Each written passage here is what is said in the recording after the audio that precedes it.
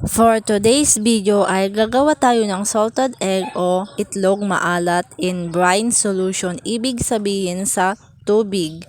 Ito po yung mga na-harvest namin na itlog ng aming free-range chicken. Large to extra large ang ating gagamitin na itlog para malaki katulad ng itlog ng itik. Madali lang ang procedure ng paggawa ng itlog maalat, kaya panoorin mo ang video na ito at tapusin. Oo. Kapag kumulo na yung tubig ay pwede mo nang ilagay yung asin.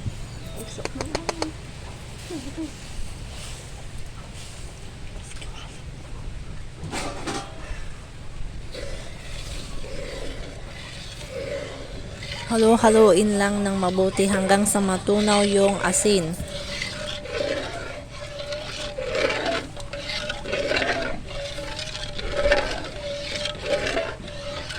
Habang hinihintay natin na lumamig ang ating brine solution ay ilagay na natin sa loob ng container ang mga itlog ng dahan-dahan. Iwasan itong mabasag. Hayan, hindi na po mainit yung brine solution natin. Pwede na nating ilagay sa ating container.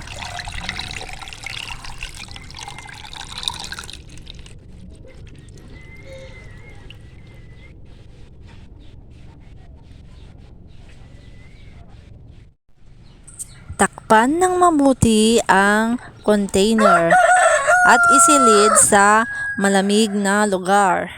Ang date po ngayon is March 25. So, ang date of harvesting ay sa April 25. Ang mga eggs na yan ay mga 15 peraso po pala.